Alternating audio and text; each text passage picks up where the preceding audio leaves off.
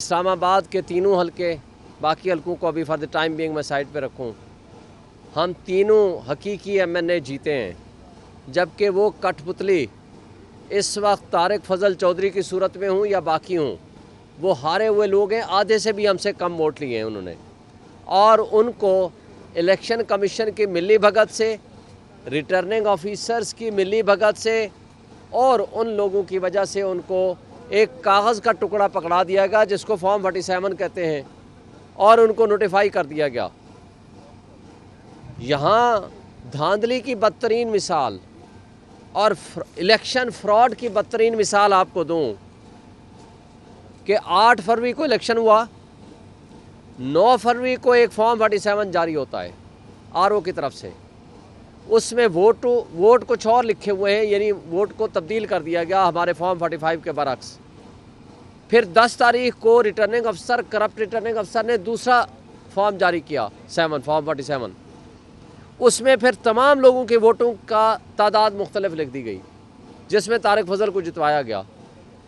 پھر ہم آتے ہیں یہاں الیکشن کمیشن کے پاس، جناب ہمیں اسٹے دے دیں کہ یہ فردر کنسالیڈیشن روک دیں، اور الیکشن کمیشن نے یہاں پروسیس روک دیا 11 تاریخ کو، 11 فروری کو، ٹائم ذہن میں رکھے 10 بجے کے قریب، اور اس میں لکھا کہ کنسالیڈیشن پروسیس از سسپینڈڈ، یعنی ووٹوں کی جو گنتی ہونی تھی یا پروسیس ہونا تھا وہ رک دیا۔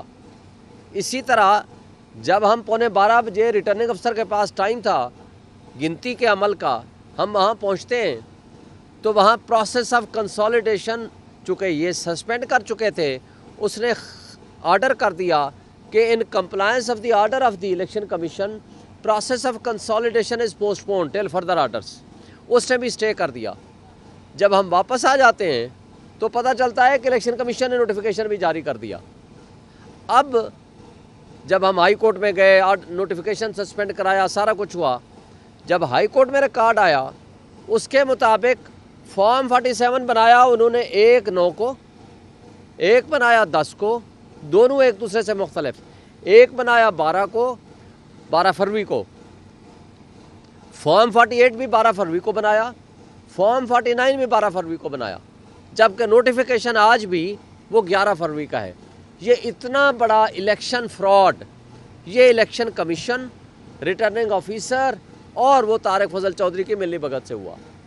اب جب ہم اس ایشو کو لے کے الیکشن ٹریبونل میں جاتے ہیں جسٹس طارق محمود جہانگیری صاحب کے پاس، جب وہ پوچھتے ہیں کہ بھائی یہ اتنی بڑی گلیئرنگ مسٹیک کیسے ہو گئی، تو بھاگے اور جواب جمع کرائیں تو بھاگے وہ الیکشن کمیشن کے پاس آتے ہیں کہ نہیں جناب اب تو ہماری ساری پٹاری کھل جائے گی، سارا فراڈ سامنے آ جائے گا، تو اب اس کو تبدیل کر دیں۔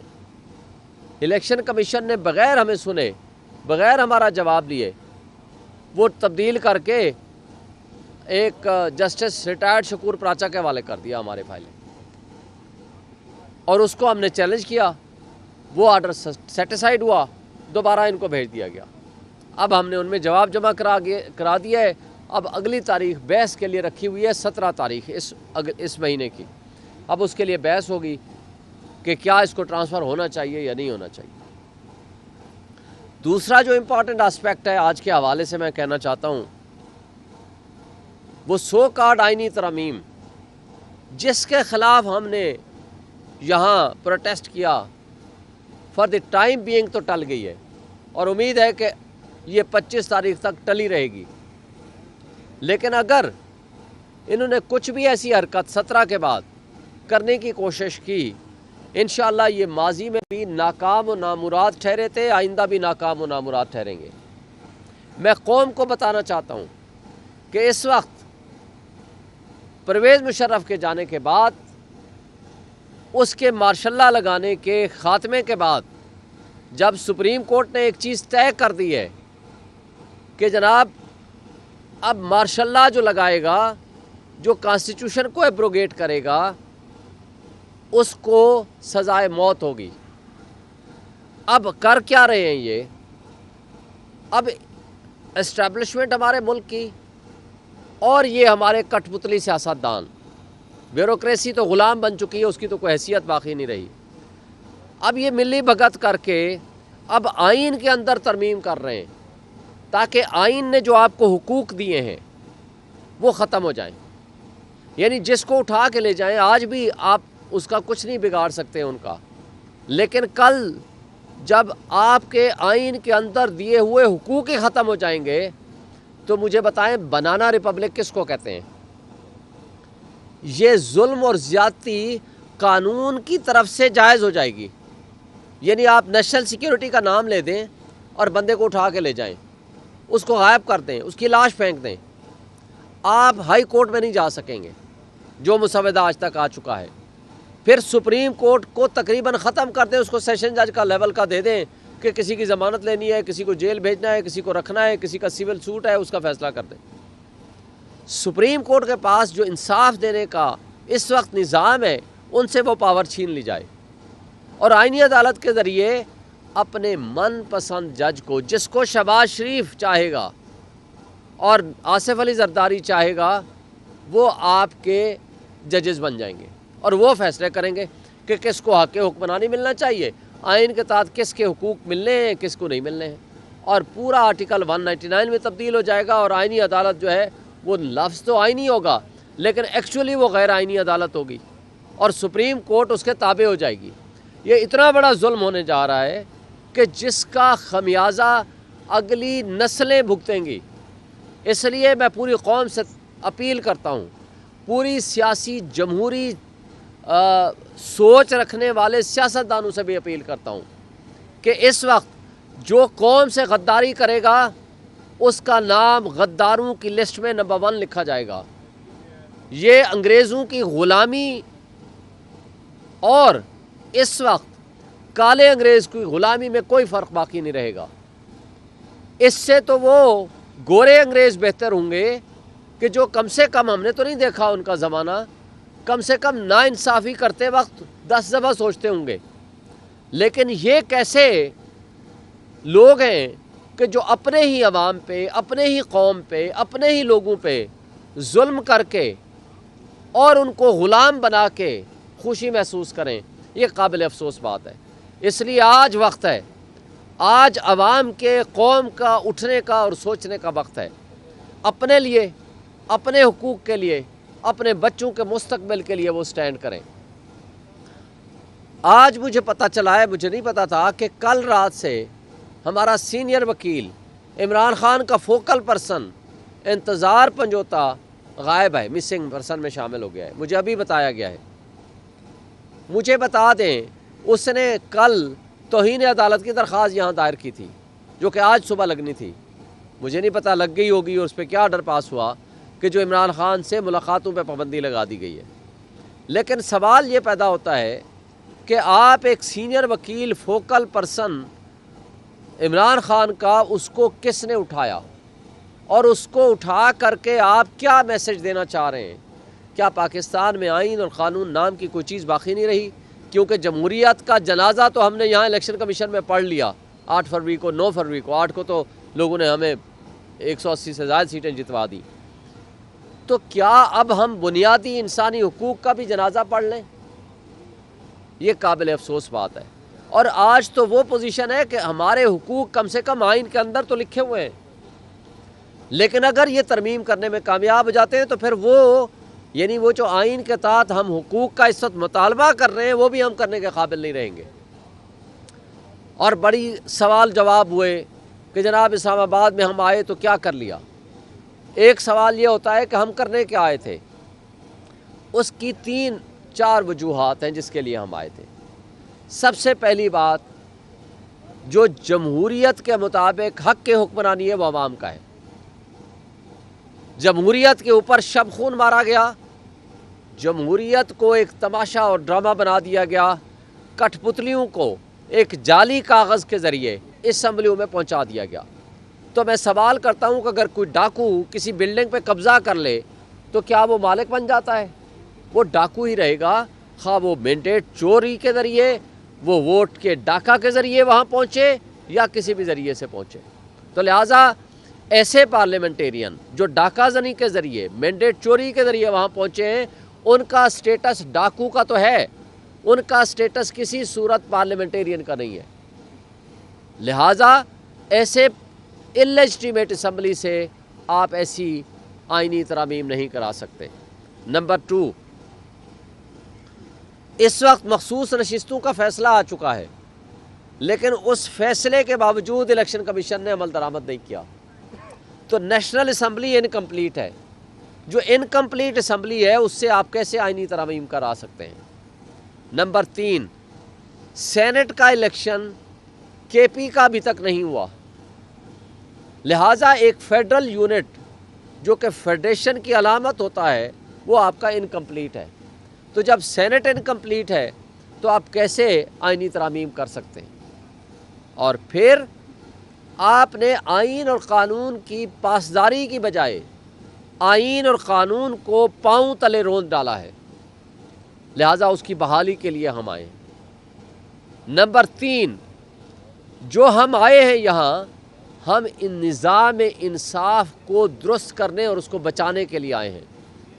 اس وقت سب سے بڑا حملہ نظام انصاف پہ ہونے جا رہا ہے آئینی ترامیم کے ذریعے، اور اس کے لیے ہم نکلے ہیں اپنے لوگوں کے حقوق کے تحفظ کے لیے۔ ورنہ کیا ہوگا؟ یہ آئینی ترامیم اگر پاس ہو جاتی ہیں تو آپ میں سے جس صحافی کو، جس سول سوسائٹی کے بندے کو، جس شخص کو جو لا انفورسمنٹ ایجنسیز اٹھا کے لے جائیں گی، اس کا کوئی پرسان حال نہیں ہوگا۔ اس کو خواہ ملٹری ٹرائل کے ذریعے یا کسی اور ذریعے سے اس کو کال کوٹلی میں پھینک دیں گے۔ جب ان کا دل کرے گا چھوڑیں گے، جب دل کرے گا نہیں کرے گا تو ساری زندگی ان کو اس کال کوٹلی میں گزارنی پڑے گی، اور جس کو چاہیں گے ایگزیکیوٹ کر لیں، اس کو سزائے موت دے دیں۔ یہ وہ کرنے جا رہے ہیں یہ کٹھ پتلی لوگ، صرف اقتدار کی خاطر۔ اور افسوس سے کہنا پڑتا ہے کہ جس چیف جسٹس قاضی فا عیسیٰ صاحب کو اس سپریم کورٹ نے اتنی عزت دی، اتنی بڑی پوزیشن پہ بٹھایا، آج وہ سپریم کورٹ کو بے عزت اور بے توقیر کرنا چاہ رہے ہیں۔ آج وہ سپریم کورٹ کی پاورز کو ختم کرنے جا رہے ہیں۔ ایکچولی سپریم کورٹ کو ابالش کرنے کے لیے ان کے ہاتھ مضبوط کر رہے ہیں۔ یہ ہمیں افسوس رہے گا ساری زندگی، اور یہ داغ ان کے ساتھ جائے گا۔ اقتدار ابھی ان کا 2 ہفتے کا رہ گیا ہے، اختیار ان کا بطور چیف جسٹس، اور اللہ کرے وہ چلے جائیں گھر، لیکن یہ جو انہوں نے ناانصافی پہ کے فیصلے کیے ہیں، یا ایون آج بھی ناانصافی کی بنیادیں قائم کر رہے ہیں، یہ ساری زندگی ان کا پیچھا کرے گا۔ اگر لوگ آج جسٹس منیر کو نہیں بھولے تو وہ جسٹس قاضی فا عیسیٰ کے غلط فیصلوں کو یا سیاہ فیصلوں کو وہ بھی کبھی نہیں بھولیں گے۔ اب آتے ہیں جو بارہا ایک سوال کیا جاتا ہے کہ جناب کیسے علی امین گنڈا پور صاحب یہاں سے چلے گئے۔ سوال یہ نہیں بنتا، سوال یہ بنتا ہے کہ علی امین گنڈا پور یہاں پہنچا کیسے، نمبر 1 سوال۔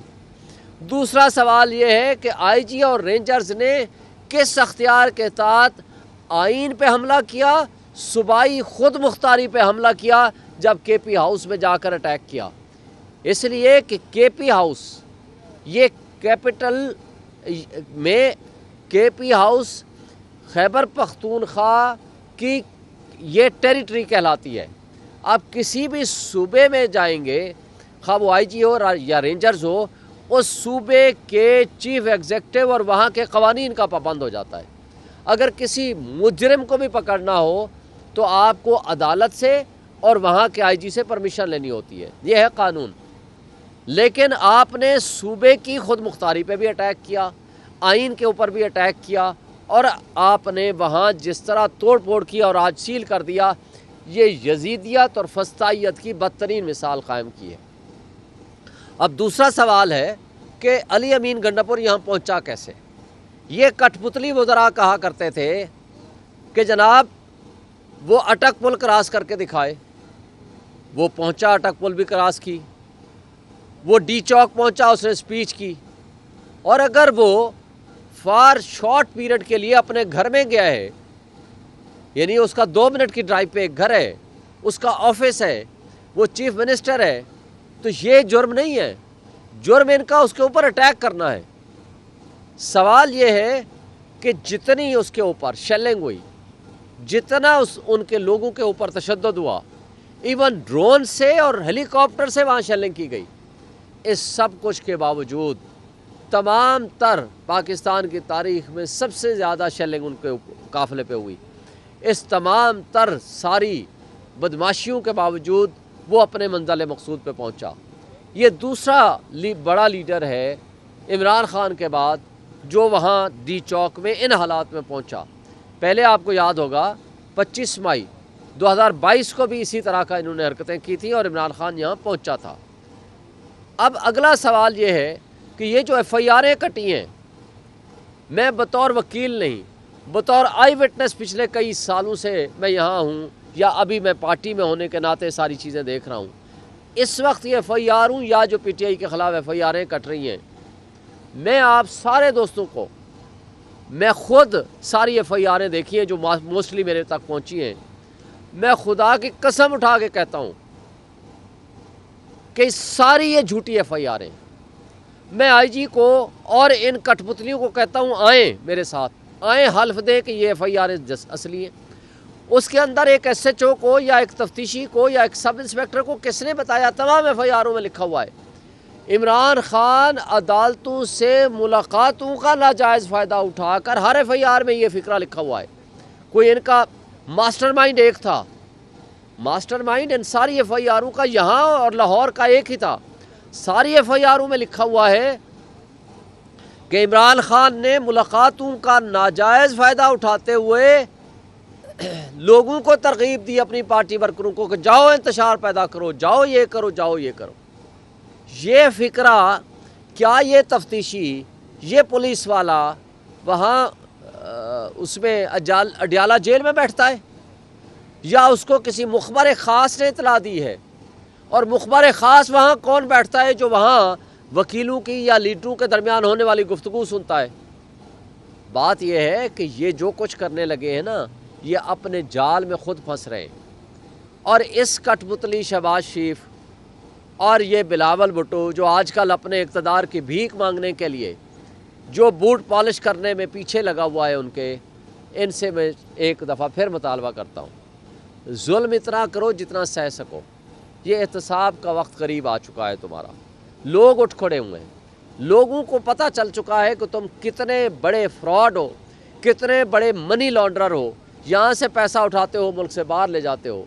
तुम माशी दहशतगर्द तो थे ही थे, अब उसके बाद तुम सियासी दहशतगर्द भी बन गए हो, और उसके बाद तुम जमहूरी दहशतगर्द भी बन गए हो, और उसके अलावा अब तुम आइनी दहशतगर्द भी बनने जा रहे हो, क्योंकि आइन के ऊपर हमला अवल होने जा रहे हो।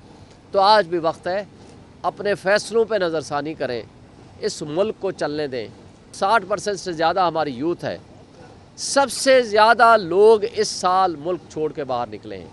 ये ब्रेन ड्रेन हो रहा है, लोग पैसा ले के यहाँ से भाग रहे हैं। ये मुल्क का मुस्तकबिल नहीं हुआ करता।